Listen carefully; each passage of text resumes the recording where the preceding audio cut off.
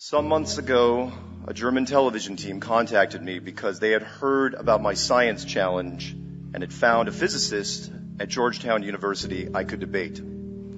They also wanted to make it as easy on the scientist as possible, so their idea was simple. They would record me on video, reading 5 quick science-based questions, and then send that recording over to Georgetown, and he would respond in kind. This is what I read on camera. 1. Long-distance photography. The mainstream science formula for the curvature of the Earth is 8 inches per mile squared. An easy comparison would be the falling rate of 32 feet per second. So 8 inches per mile per mile. 2 miles is 2 times 2 equals 4 times 8 inches or 32. 3 miles is 3 times 3 equals 9 times 8 or 72, and so on. At 50 miles, the curvature is 50 times 50 times 8, coming in at over 1,600 feet of curvature. And yet, with HD cameras, we can pull boats back into frame that are well beyond visual range. Not only does the new technology clearly show that it's not a mirage, but the same objects can be viewed in infrared and can be targeted ship to ship by beam radar. Can science explain this? They had no answer. Number 2, vacuum versus gravity. The force of a vacuum is measured in units of torr, T-O-R-R. Even a low-level vacuum can overcome gravity here on the surface. In building molecule-free chambers for the manufacturing of electronics, a series of massive pumps are needed to create a 99% vacuum. That's -9 torr. And for the remaining 1%, horsepower isn't enough. It can only be achieved by a chemical leaching process. That being said, how is the -10 torr vacuum force of space not ripping off the atmosphere of this world?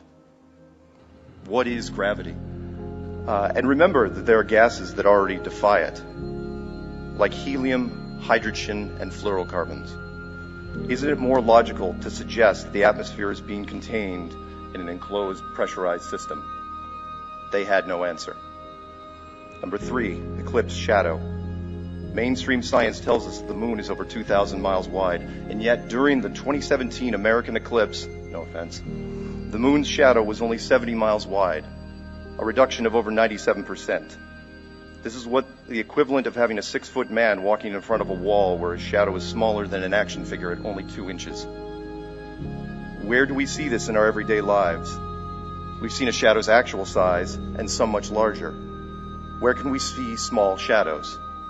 The flat Earth community says that the moon is less than 50 miles wide, much closer and the same size as the sun. Isn't this explanation also possible? They had no answer. Number 4, moon temperature. Science has yet to address this relatively new discovery that the moon generates a cold light. We all know that in the daytime it is 90 degrees in the sunlight, 80 degrees in the shade, depending on conditions. I know I'm not going to do the Celsius conversion up here, sorry. However, at night, especially when the moon is high in the sky, we see the opposite. While it might be 50 degrees in the moonlight, it's warmer at 60 degrees in the moon's shade, sometimes showing temperature shifts of over 13 degrees Fahrenheit. In addition, under controlled experiment conditions, magnified moonlight is even colder still, again, the opposite of sunlight. We can generate this with technology today using a cold laser. The question is, why is the moon giving off a cold laser light? They had no answer. Last but not least, the Van Allen belts. A simple yes or no question. Are the Van Allen radiation belts deadly? If yes, then how did Apollo 11 through 17 make round trips through these belts with only aluminum and plastic as shielding? No one died, no one got radiation poisoning, nobody even got cancer. I think there's still like 5 left. Radiation is only stopped by 2 metals, lead and gold. Both are very heavy and cannot be used in aerospace because of their weight.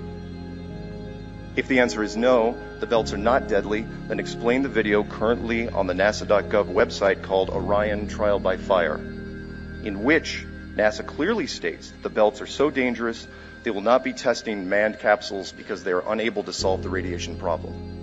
Keep in mind, this is not an old video. It was created at the end of 2014. The scientist viewed my recording and folded like a card table. This piece was never aired. All that being said, my name is Mark Kendall Sargent, and I'm a flat earther.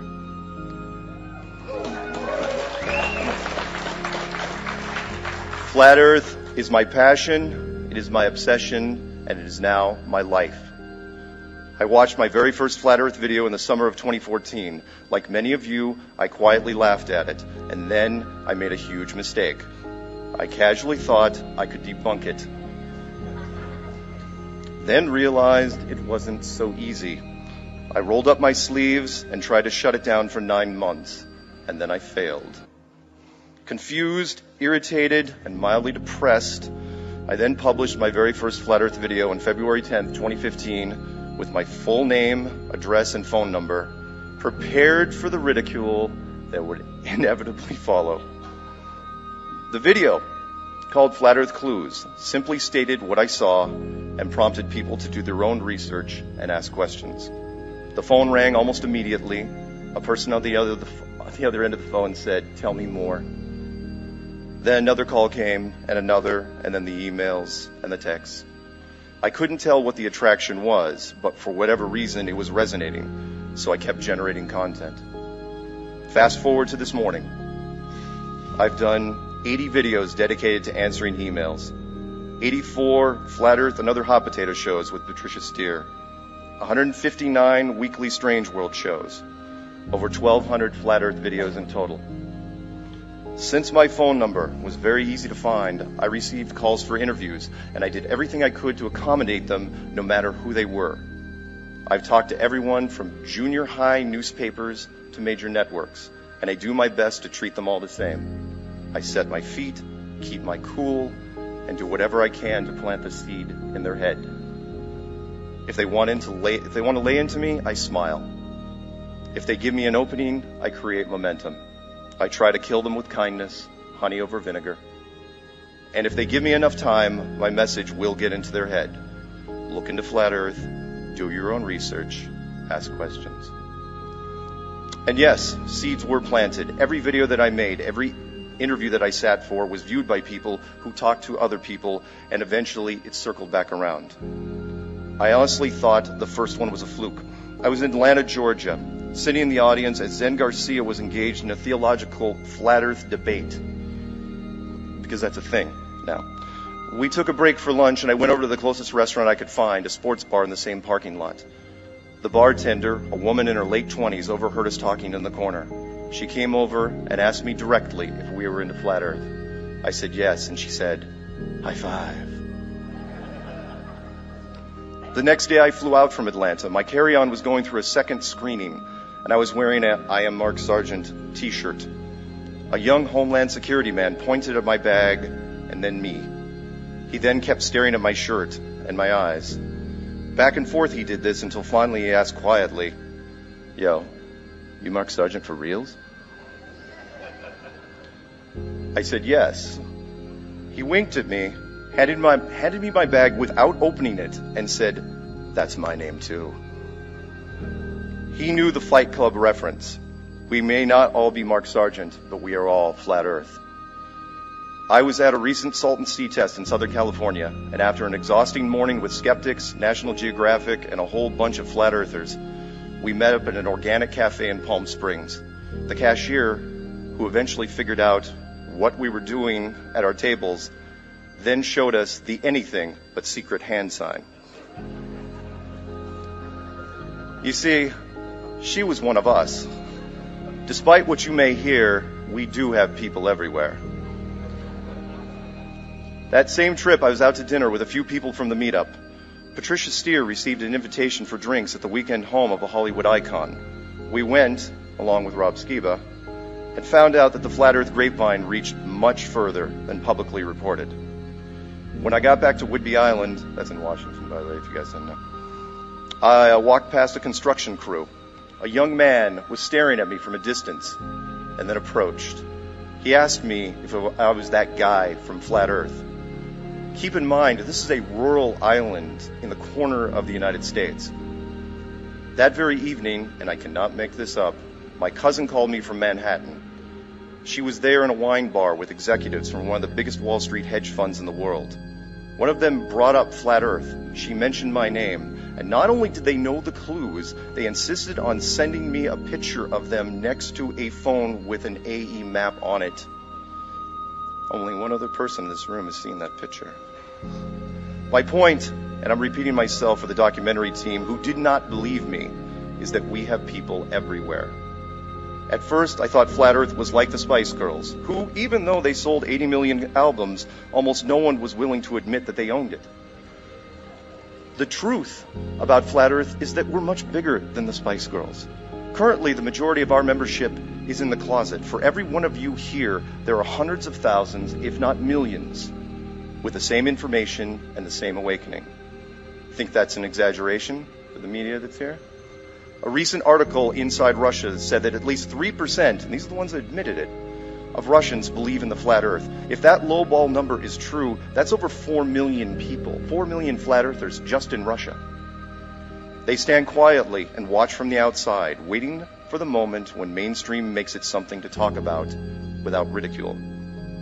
For the community members who are on the front lines, and there's a bunch of them here, taking the hits day after day, I salute all of you. Just look at the amazing work these people have done in just 3 years. D. Marble got on an airplane with a spirit level, and he made national news. His channel now grows every day. Nathan Thompson has the largest Flat Earth Facebook group in the country. Patricia Steer has put herself out there on camera doing over 250 Flat Earth and other hot potato shows.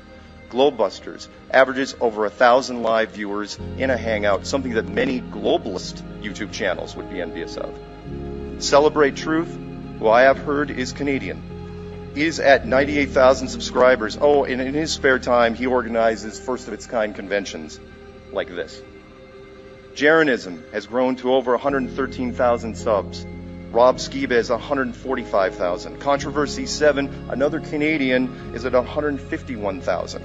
ODD Reality is at 185,000. And there are many, many more. Too many, in fact, to mention here. Keep in mind that these aren't video game or makeup or food channels. Like Sparta, this is Flat Earth.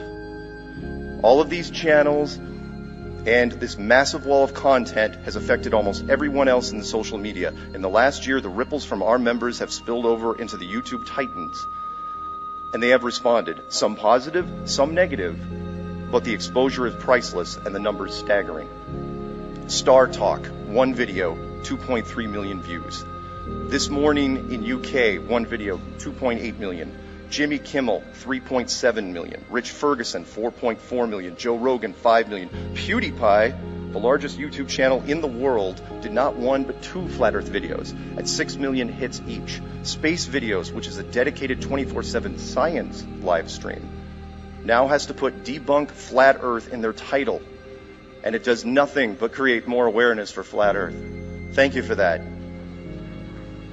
Niga Haiga generated 15 million hits in one Flat Earth video in April of last year. And Shane Dawson generated 15 million Flat Earth hits, and he did it June of this year. I remember in the fall of 2015 and how cool it was that Forbes magazine even mentioned the words Flat Earth in an article. Now if I don't see a news story every other day, I feel let down. That's how media spoiled we've become. In fact, it was one of these recent articles by U.gov, a British media research company, that got the attention of National Geographic. You see, they had polled over 8,200 Americans and asked them about the shape of the Earth. And the number that stood out, the 18 to 24-year-olds. Over a third of them were skeptical of the official story that we lived in a spinning rock flying through empty, meaningless space. That study was the first wake-up call for science, who up until now has just dismissed the people involved because our numbers didn't present a threat. Now, at least some of them know differently. And for the rest of the scientific community, I come bearing a message. I like science. I always have. I flew here on the back of science, and I am speaking to you now on the fruits of its labor. Science, however, was never intended to be a religion, and that's what you've turned it into. You've turned it into scientism. You've taken the faith that people have in your lab coats and you turned it against them, pushing concepts and products onto the population which can be harmful or just simply untrue. You've taken what should have been simple observations and twisted them to suit your needs and make us feel small. We're not small, and we're not an accident. In fact, we are the new scientists, and we're heading straight for you. You don't want to defend yourself? Fine. Any ground you're not currently standing on? It's ours. We'll take the cities, we'll take the suburbs, we'll take the countryside. We've already been winning this war by attrition because you didn't think we were worth it. You want to call us a social media virus? Well, at least you got one thing right. We are infectious. We're currently the most interesting concept in the world. We're easy to understand, and we open minds. Oh, and one more thing. As you sit there in your offices, wringing your hands because you don't want to risk that vaulted education of yours, we've been running around your flanks at speed for the last 3 years. In closing, I'd like to circle back around. My name is Mark Kendall Sargent, and I'm a flat earther. Every day I try to set an example for the community. I make content, I do interviews, I fly to meetups, I place stickers, I leave bookmarks. My car has a license plate that says it's flat. Even my gaming guild is named Flat Earth. When I'm awake, I'm trying to figure out new ways to plant the seed, and I absolutely will not stop until Flat Earth has changed this world for the better, because that's what we all deserve, a better world. Long live Flat Earth. Thank you.